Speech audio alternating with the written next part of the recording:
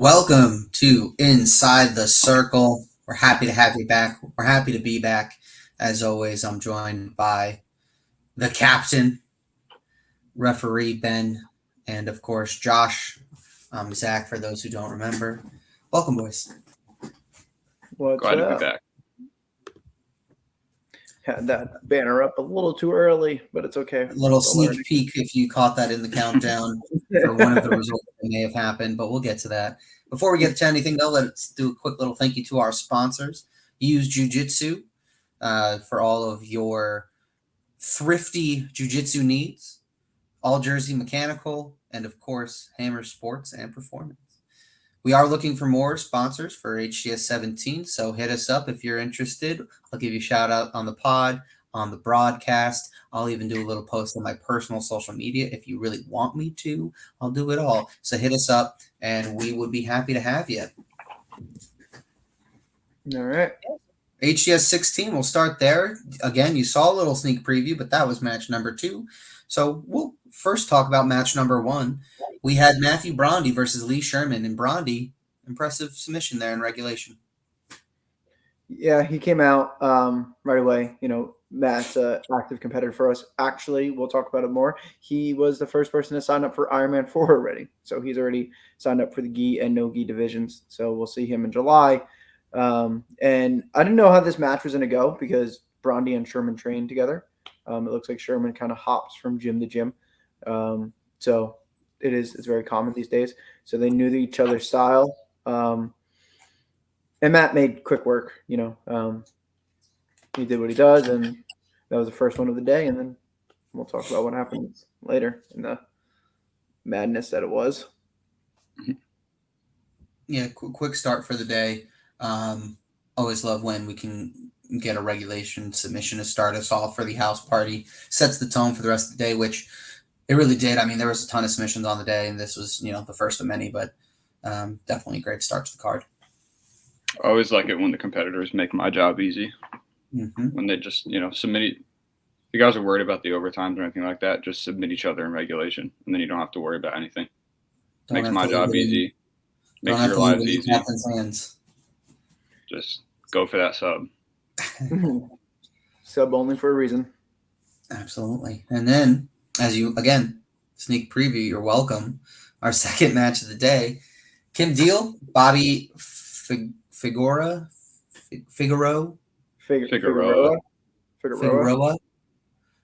Got some highlights, from here, a little visual stimulation for you. But yeah, I mean, Kimmy came out and proved why, she does what she does, and got that armbar again in regulation, kept the house party rolling. It was a great match. But, Kimmy came in and, did what she does. Yeah, I mean, we didn't really know how this matchup was going to go either.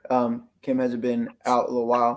She kind of moves up in weight, even though Bobby's light too. But Bobby had that awesome match with Ariella at the female only last year. And Kim was excited to get back. She missed out on the amateur invitational with the changes of weight and all that. The 125 is really going to be her area. But she is open to going to 115 and is open to going to the pro levels now too, which will be a theme of kind of how we talk about going forward. There's really no one else out for her to go now. She's 4-0, tough blue belt, and it's tough to see at that level. Then the people that she already has competed against in other organizations or anything like that. So it's going to be good to see her move on to the next level. We were hoping to see her at 17, but buying a house, doing all that kind of stuff. So adult stuff, non-jiu-jitsu related, and she'll be back. Life seems to always get in the way of a good house party. Am I wrong, or was her first ever competition with HCS? Was that? Yes. Or am I thinking of someone else? Her first ever match as a white belt. She hopped in, and then she got her blue belt right after that, and then she's rolling.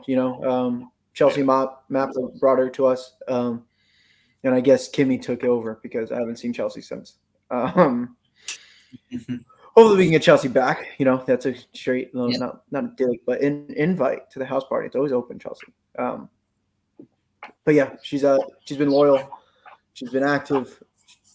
Pretty sure, I don't know what she is, She has like a very tough job. I don't doctor, medical lab, something. Definitely something higher paying than the jiu-jitsu scene. So life gets in the way, but she'll be back. I don't know how much that's saying. Yeah, I think McDonald's might pay him more. Most things should be paying more anyway.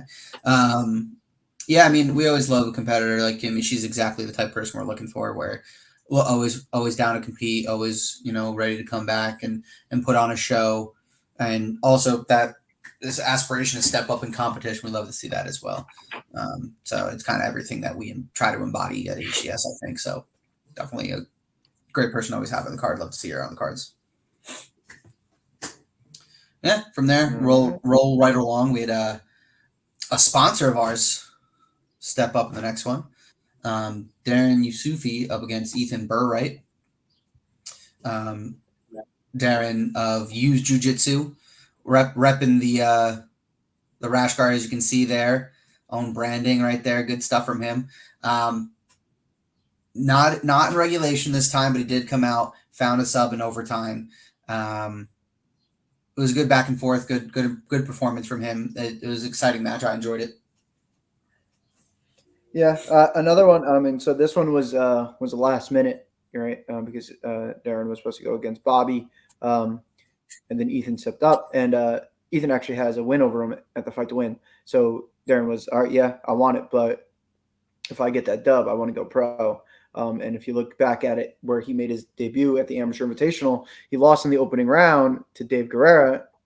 Then he won 4 in a row that day, beating Dave, and then just won again. So, yeah, well, I'm going to give him his wish. So we'll talk about that later, but he'll be back at HCS 17 against Bobby Reardon in a pro match. All right, so we're going to reschedule that, and excited to have him keep it going and helping sponsor the house party as well. So he's getting as much feature as we can.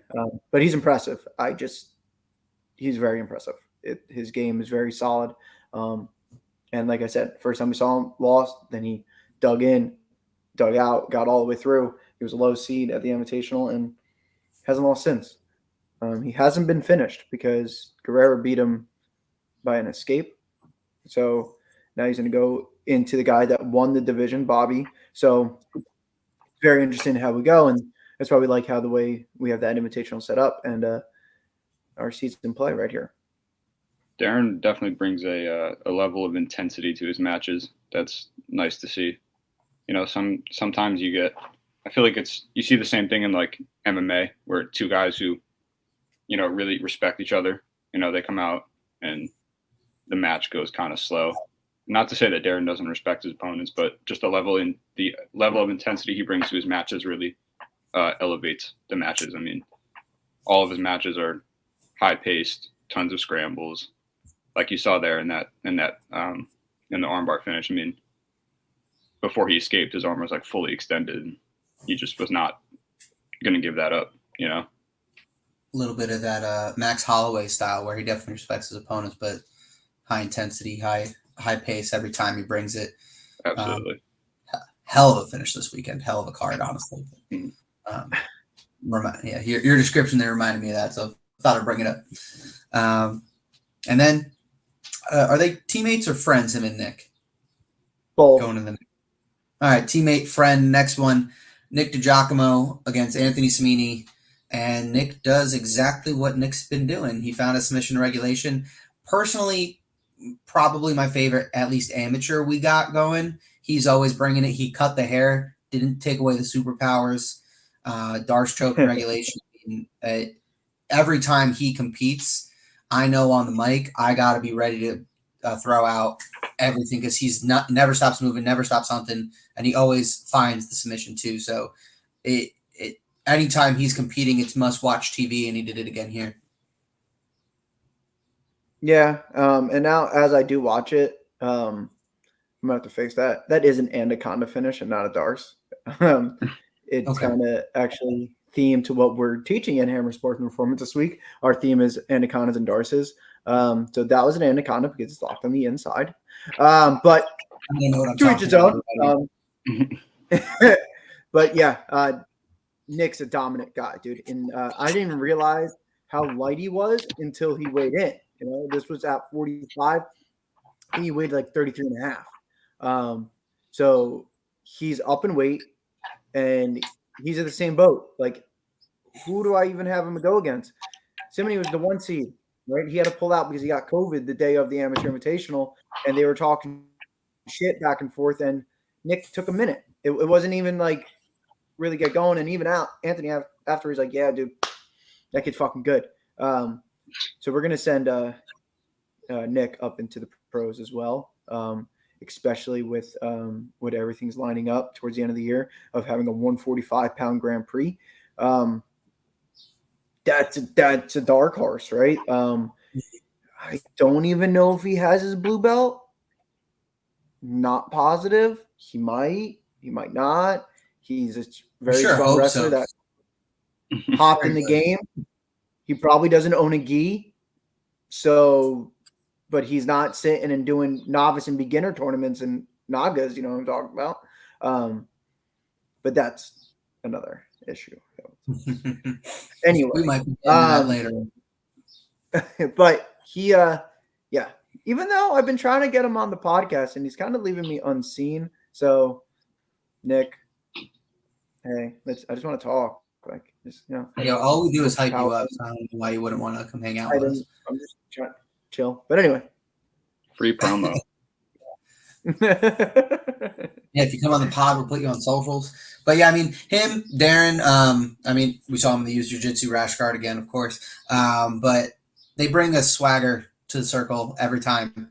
Every time I go up to all the competitors before, I ask them for fun facts and whatever to talk about on the stream. And he's always just so calm, but also like knows he's going to win. He just, it's always the same kind of attitude where it's just like, there's no stress in the world because he's absolutely certain that he's going to win and he's going to win it pretty easily. And so far, I mean, he's been able to back it up. So I can't wait to see him go pro. Can't wait to see some of the guys he can compete against inside the circle because they're obviously we got some hammers up at the pro. So it would be fun to see him with that step up. I mean, the one match that comes to my mind right away, even though he hasn't been in the circle, is our wild card winner of last year. Mm-hmm. And yep, he hops right in.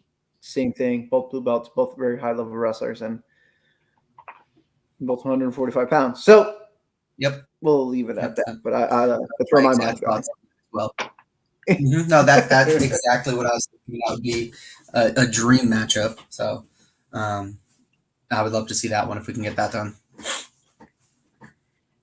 All right. So and that was the real main event of the day. Yeah. So that was all kind of, we'll call our prelims, and then we had two separate main cards. But we rolled into our first team duel of the season. And it was a good one. 215 BJJ brought it. It was a combo team. Who were the teams? It was Saga, Saga, and Boots. But Boots is a black belt underneath. Gotcha. Whatever. Yeah, Saga. Yeah, so they were kind of a combo team, but they definitely brought it. Won 8-3. We had some really good matchups that they're great sends, but overall they brought it. Here you go. Watch this. Towards the end here, right? Nick Kennedy, right? Going undefeated, had the podcast. Everyone was talking shit. He got blast doubled right off the beginning, and he some way found a way to win in overtime. That was a big momentum changer there. And this dance right here, he's just dancing his way right into it.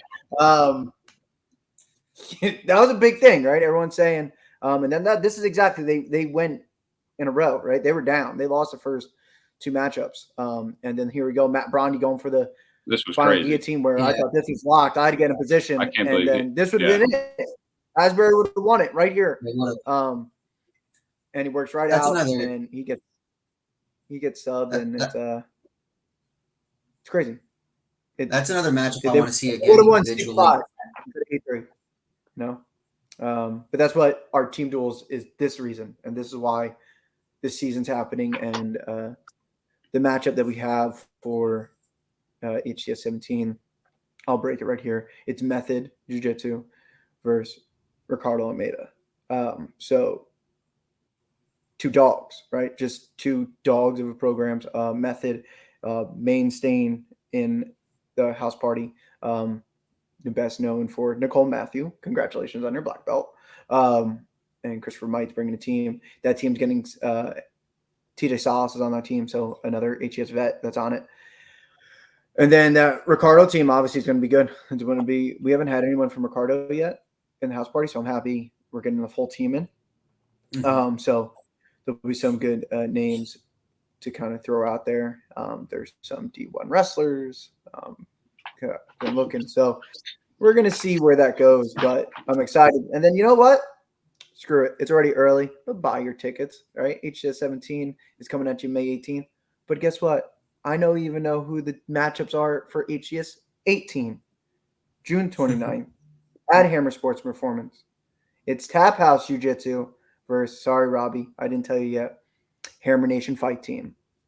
Oh boy. We're going to defend our circle. Oh boy. That's exciting. That's in June. So we're going to keep on rolling. The season's here. If you're watching this and you have your team, you want to get involved, right? Your team gets points for super fights where you'll see some of the 215 guys on 17 putting up points. Asbury has points for the super fights. Hammer has a team for super fights. We keep on going. We're going to have something really fun in the fall with the playoffs. But, yeah, I think break some news. If I had some breaking news buttons, boom, next two matchups already.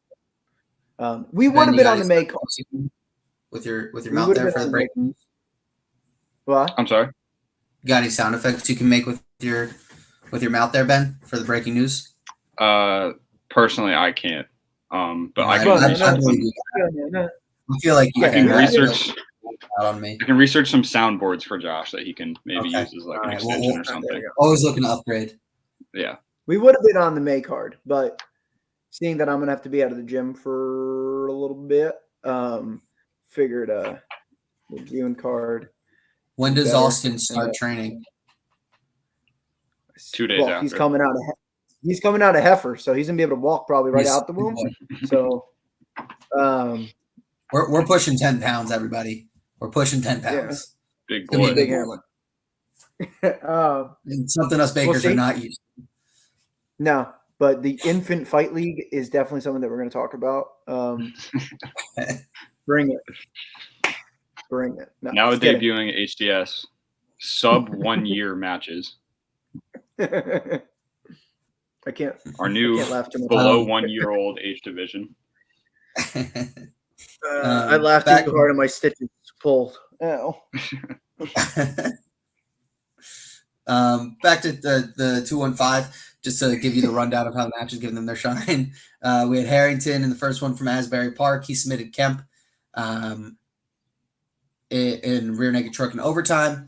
We then had Evan Brown of Asbury. He won by escape in overtime over Austin Pironace. So that was 1 point victory. And then from then on, it was the 215 takeover, that Nick Kennedy submission we saw in overtime. Then we had Nico Rodriguez beating Dan Pedalino via armbar in regulation, and then Breen walked it off with that submission over Brondy to give 215 the victory. I do want to see Breen and Brondy again, because Brondy was in a position where he had to force a regulation submission. So maybe altered his game a little. He almost had it too. But going to overtime did not help his team in any way. He knew he needed that regulation submission. So I want to see maybe outside of a team environment, get them in a super fight, just because that one, he was so close to that submission. Breen's able to fight it off. Don't know how he did it. He finds his own submission. So that one I think would be fun to run it back in a different setting for them. Just because that was a nice back and forth. Great way to end the team card too. Yeah, the rematch can happen in multiple different ways, right? I'm not going to go and match it because 2 different ways, right? Playoff, right? We can see 215 and Asbury again in the dual playoff. And the amateur invitational, that's where it's going to go. But that guillotine was locked, dude. I was in position. I thought he was going out. I was like, this is going to be nuts. But just like Armand Sarukian, he worked, and Andrew Volkanovski get out. I guess guillotine's just not it. Don't be silly. Don't jump the gilly. Don't do it. It worked for Dustin eventually, the leader of You the knocked Gilly him out. Goose Club. Yeah, I know, doesn't because of know. all the Gillies. He's gonna win. Because of all the Gilly. He's the leader of the Gilly Goose Club. Yeah, I don't think he's gonna. I mean, I would love it if he choked out his arm with Gilly. I don't in think he's Newark. going to do it either, but he's going to jump it like 20 times. You can't be Yeah, the leader of well- the Gilly Gooses without jumping Gilly. Jump But the yeah, buggy so- instead. You wanted to jump Buggy in Yeah. the cage? Ben just gave out his whole game plan. Yeah, unfortunately. Evan going against me in the going against me in the team duels. I'm pulling bottom side control and only going. Well, you for have to make the punch team jokes. first, Ben. That's true. He won. No, he won his grapple off. Okay, Yeah. never mind. That already happened. I took down everybody. He beat a child for a spot. Yeah, That felt good. I would didn't it, never. Ben? I would never let a 14-year-old take my spot on the team. Would just So would is it never Even though he happen. fair to tried- say that Ben He tried to beats sub children? a 14-year-old 4 times last night in a go, and I didn't let that happen. He had it. He's showing his improvement, which is the thing. He's like my prodigy, so he's showing his improvement. I told him the 4 subs I was going to get on him, and I only got 2. So, it was a moment for me. I'm proud of my So student. did you really win then if you didn't execute the game plan you set out to? That's a good, almost like a philosophical question. I'm not quite sure. I got just, I think I still won. I just scrambled Ben's brain for the rest of the day. I'll get my All right. revenge tonight. And we move to our second main event of the day, our pro side. And it started with the HCS vet, Sebastian Gallegos, up against Chris Remedios. That was a great back and forth. That was a great matchup. Sebastian back in the winner's circle for HCS as he does, getting that escape in overtime to win it. That was Chris's first appearance for us. He's not a huge super fight grappler, right? So we all train together, but Chris is a brown belt underneath Kurt. So pro MMA fighter, wrestler. So he hasn't done anything in 8 years. He's a cop, all that. He hit me up. He's like, "Yo, get me a match." I'm like, "All right, let's go." I knew it was going to be a close match again. These guys have kind of trained with each other, but not really. So it was interesting where they never really fully trained with each other for experienced time, like an open mat here and there. You can definitely see at the end when Sebastian won, Chris was confused. Didn't really understand. He's like, "Oh, wait, he won because he didn't get tapped," kind of a thing. But yeah, it was good. I like getting more schools involved. That was our first Pellegrino guy, even though Kurt, I don't know what's up. But keep on getting the high level guys, and yeah, it was a good match. It was different, cleanse the palate. Mm-hmm. And that led us to our co-main event. Probably 2 of the most experienced HCS competitors / coaches or whatever you want to call it. Nick Toscano, Robbie Bloom. Put him up. Represent Nick Toscano with the submission and regulation there, rear naked choke. He does what he does. He goes out, he competes his style, looks for wins, typically gets them. Another impressive performance from him. Good to see Robbie in the circle. We see him a lot as a coach there. He pretty much always has someone on the card, always there. So it was nice to see him compete there as well. But Nick doing what he does. I'm sure we'll see him again. Actually, I can confirm we'll see him in the next one. Pretty much, if there's an HCS card, there's an 85% chance Nick will be on it. But yeah, great performance from him. Yeah, this was a matchup that I was excited to make, which I didn't even know they didn't compete against each other. But again, 2 guys have been consistent in the circle, and when we're doing our matchmaking meetings, when I say matchmaking meetings, I mean the conversations I have with myself in the dark corner. It made sense, Have you ever seen Gollum? The Gollum and Smeagol combos? It's him in the corner. I battle with the voices in my head, but it's what we do, right? I like to give out guys advance notices. Like when we ended 2023 in November, everyone's like, "What's going on?" Like we normally do a show in December, but and again, we're back to back years that we're back in March. So I stayed active. But the day I got the date, I shout out messages, and they both were like, "Yo, I want a match." I think they sent messages at me at the same time. I was like, "Oh, what about each other?" So that worked out good, and again, it was a good match. Toscano's on a roll. He's literally on a roll.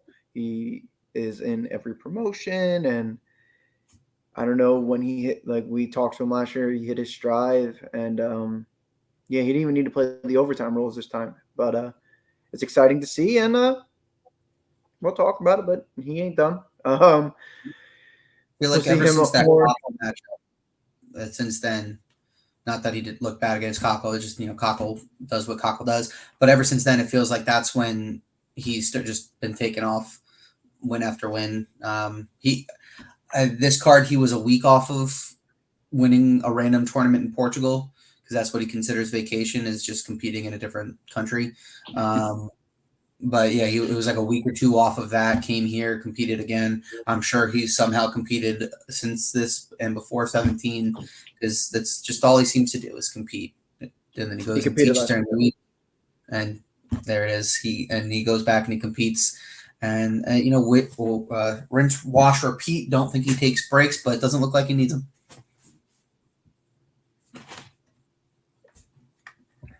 Yeah, Ben, anything? No. Great match. And just to provide a little context, you were talking about the matchmaking process for HCS. I hope you guys don't think that Josh just like throws these matches together. If you've ever been, I'll show up to the gym to work, and Josh will have a match idea in his head, and he'll tell me about it.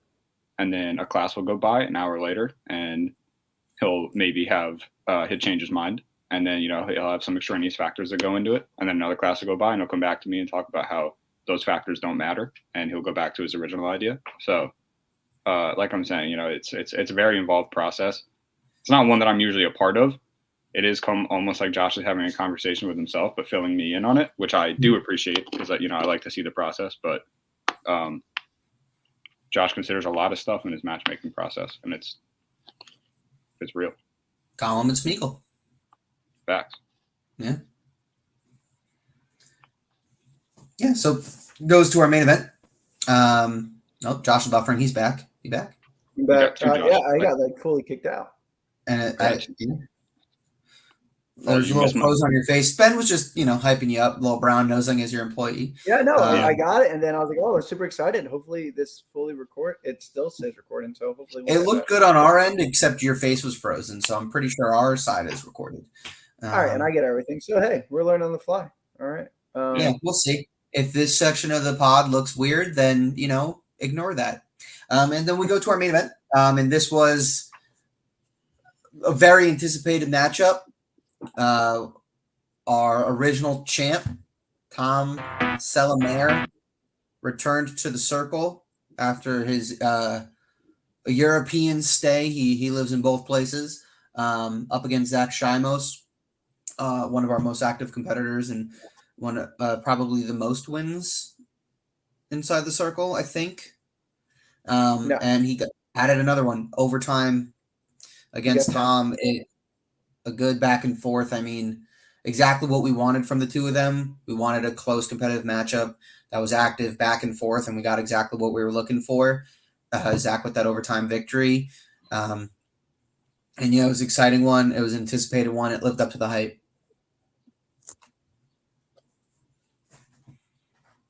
Did we lose Josh again? Yeah. I don't know. There he goes. Oh, I'm back. Yep. You're good. All right. I didn't know how this one's going to go either.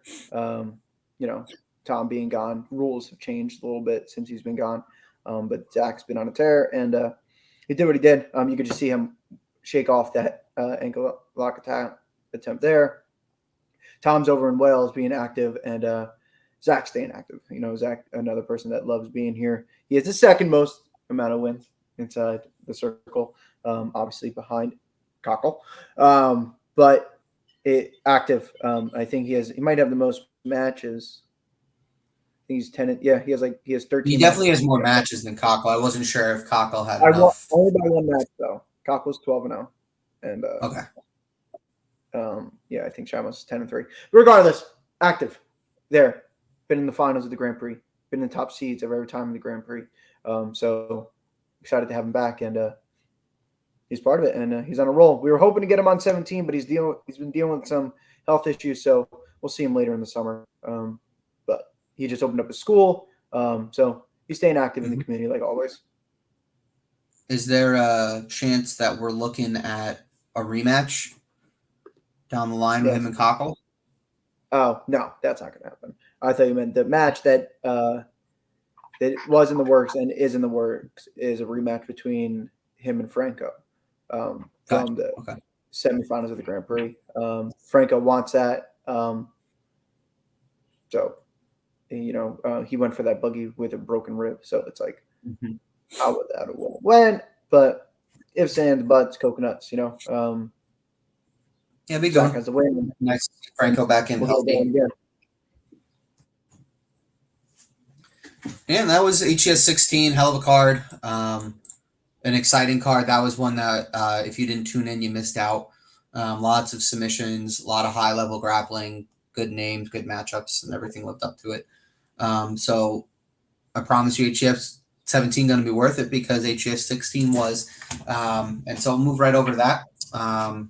And the highlight of that card is going to be our Arena HES crossover qualifiers.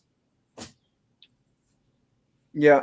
So if you don't know, HES 17's May 18th, we are going to be building a team and we're going to be invading Arena Grappling. We have the date, but we still need to finish that. So I'm not going to give you the date. We'll say it's in the first week of June because that's when it is. Rumor that there'll be a live attendance. Rumor that there'll be a live stream. Rumor that there'll be on Arena Plus afterwards, and a bunch of stuff. So we're going to work together. It's a modified rule set. So it's going to be with the Arena idea of 3 rounds, but we're going to condense it a little bit to keep that fast pace like we do. They're going to do 3 3-minute rounds. If you get a sub, you win the round, right? So you get the sub, round's over, you go back to the corner, get your advice, whatever. If you get 2 subs, you obviously win. If we go down the road where there is no subs or we're tied 1-1 or anything like that, we're going to go to the HCS overtime rules. So you'll go to our normal EBIs, ADCC, and EBIs, and that's how we'll figure it out. So we'll be hosting those matches. We're also going to be hosting the team duel and some other super fights as well. I will say not all the matches are going to be the qualifying matches. We already have 3 members of the HCS team that will represent HCS when we go to Arena, and that is Andrew Cockle, reigning, defending 2-weight champ, undefeated in HCS and Arena. Let's just put that out there. And then Nicole Matthew is undefeated inside the circle, just got her black belt. And her partner in crime, Marissa Perselli, will be the other female that's going to represent us. So the 3 spots out of the 7 are filled. 2 girls are filled. And now we got to find out the rest of the 4 for the men. And are they kicking off 17? Are we starting with those? No, that'll be the ending. Okay. So that will not be number 500. Okay. Yeah. So another first match, 500. Yeah. So for the qualifying matches, those will not be considered to your HCS record because it's not an HCS full rule set. So we're gonna go right. So I mean, I will tell you them as we go. So the qualifiers, you will have a rematch between Nick Toscano and Sebastian Gallegos. Different rules, right? There was another matchup that after 16, I looked at Ben. I'm like, do we run it back? Because both of them are loyal to us, right? Both of them are part of the house party, and we're looking for bringing people to Arena that represent us. So I was like, you know what? Let's just do it in a different rule set, and we'll go. Yeah. No 2 better people to represent HCS, I don't think. They all they do is compete with us every card. I would think there hasn't been a single card without at least one of them. Besides female only. Besides the female The only. first female only. The second female only, they both were on the card. They I fought was each gonna other say, they on came that card. Yeah. But other than that, I'm pretty sure that every HCS has been represented by one of the two of them, if not both. And besides the first card. Yeah, I wasn't sure if Sebastian made the first card. I know Sebastian might have been on number 1. Yeah, Sebastian was at least on 2. He was on 2. Yeah, because Nick started by 4 or 5 or something, Yeah. but Sebastian I knew was early on. So yeah, maybe HCS 1 and maybe one of the female only cards. Other than that, they're always there. So it would have felt incomplete if we didn't have at least one of them representing. So them squaring off feels right. The next one I'll talk about will be the return of John Perez, another undefeated staple. He's going to go against HCS newcomer George Whitehead out of the B team.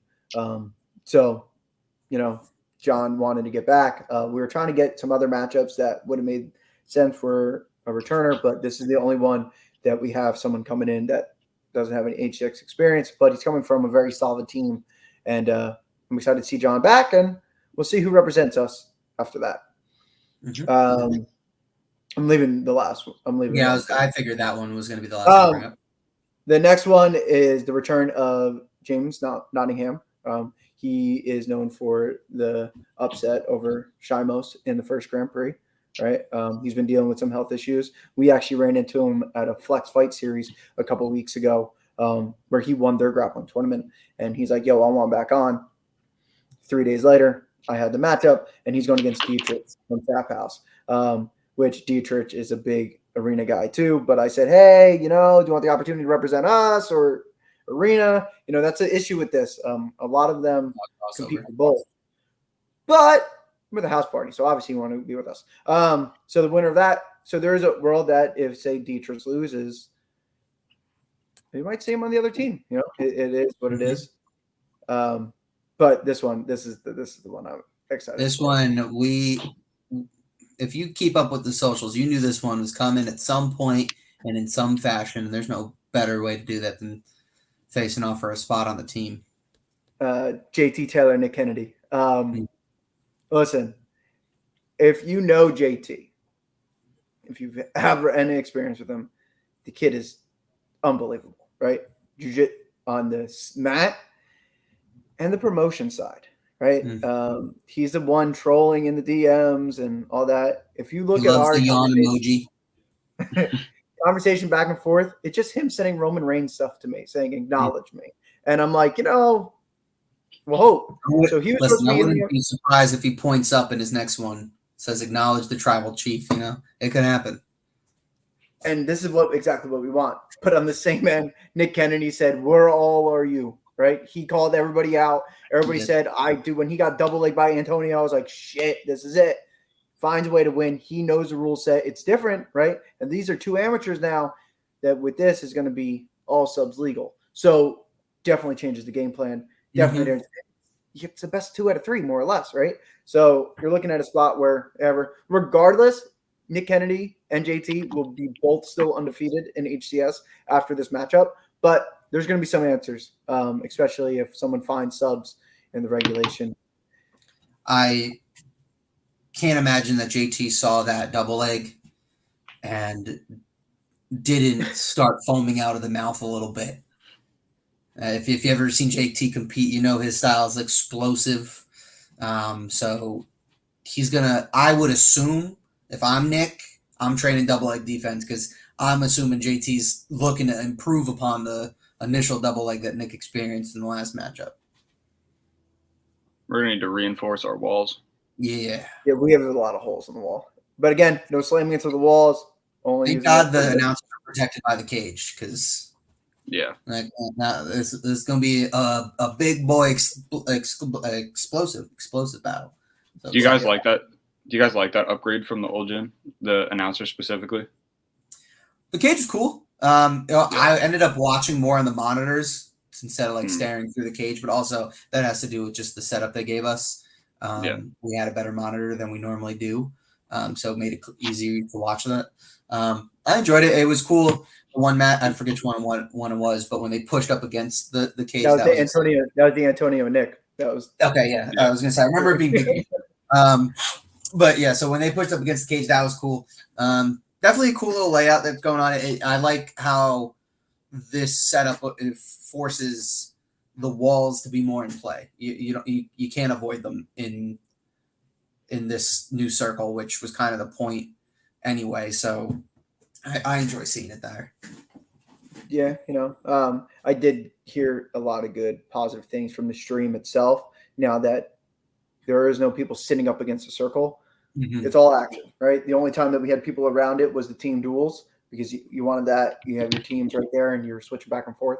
But I think that and that's why another reason why it's going to be cool with the hybrid rule set with Arena because they're inside a cage too. So it's really not much of a difference. But we're bringing both over, and then we'll invade in June and see where it rolls. It's gonna be fun. I think we're gonna have a lot of promotion for this, and it's gonna be a good time.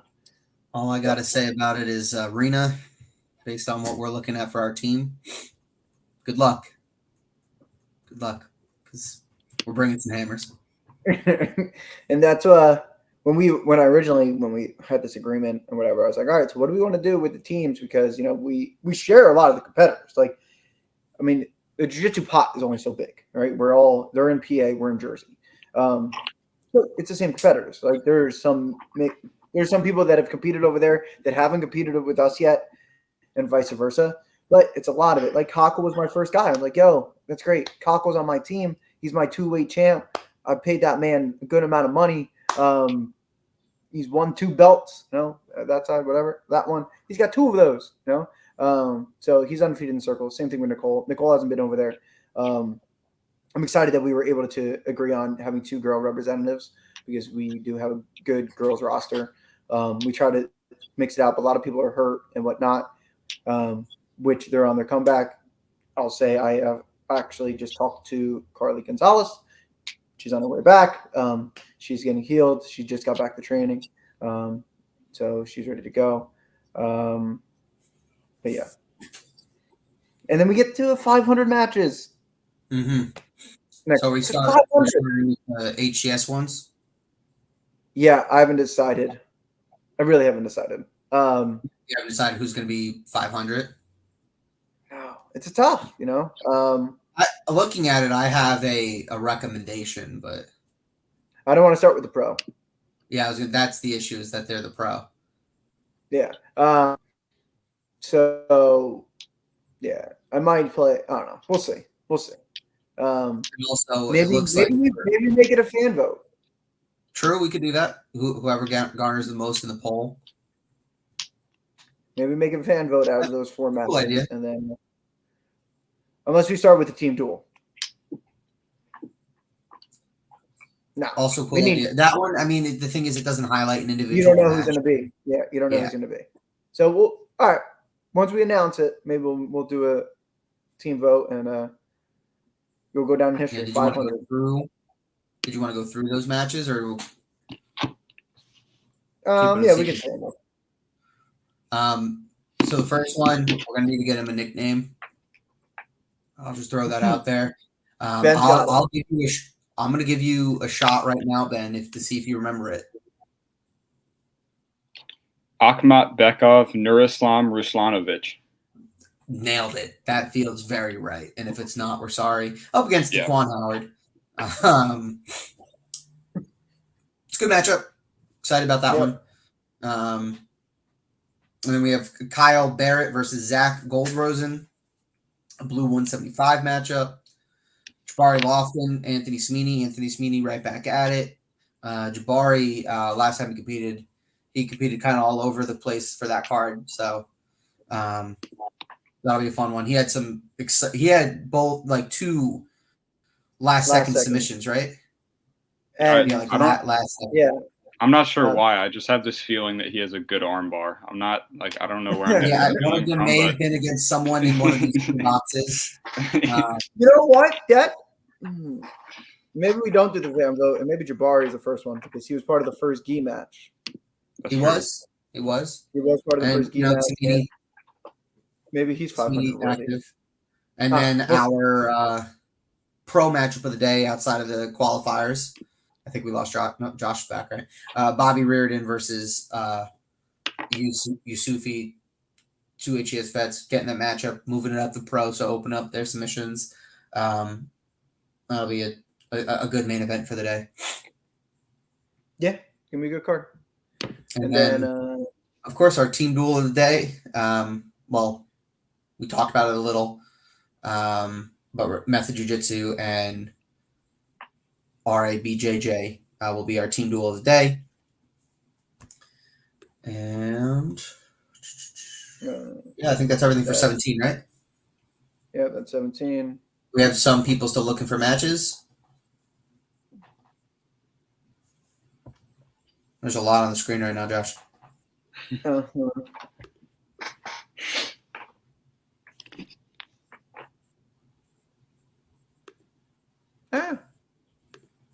He's clicking around. Looks like he's trying to prompt us to talk about Iron Man 4. July 13th, Iron Man 4, amateur white and blue belt, novice and advanced divisions. We'll have gi and no gi, guaranteed 2 matches for each division that you sign up in. So make sure you get in, sign up, get into the Iron Man tournament. Always a good time, always a lot of matches, experience. Make sure you sign up for that. Sign up right on Smooth Comp. It's already available. July 13th. Matt Brownie's already in. So there we go. And yeah, I think that's everything we're looking at, right? Yeah, so far. We'll announce the other dates as they come in. I'll start teasing a little bit. We are playing with a lot of stuff, but obviously you can tell by the numbers. We have HGS 17 in May, HGS 18 in June, and then we're going to start the countdown, right? HGS 10 was the biggest event we've had. We're approaching HGS 20. So we're playing with a lot of stuff that could happen. Once we have it finalized, we're ready to go. But after just watching UFC 300 this past weekend, we're going to try to keep on doing what we do. HGS 20 will be fun. And obviously we go a little faster pace, but hitting the 20th event already in under 3 years is going to be great. If anyone has any ideas about HGS 20, let me know. Let's see what we can do. If you're interested, get active. The HGS season play is here. Academies get in. But yeah, I'm excited. All the super fights are up on the YouTube ready from HGS 16. Team Duel will be up soon, so you can go catch all the action there. And then we'll be back in a couple of weeks. We'll be back in a month. Ben, anything for the people? Be good people. Be nice to each other. That's all I got to say. You heard it here first. That's the captain. That means it's in order. Thank you, as always, to our sponsors. Algiers Mechanical, Use Jiu-Jitsu, of course, Hammer Sports and Performance. We will see you May 18th inside the circle for HGS 17. This was Inside the Circle. Thanks for joining us. Peace.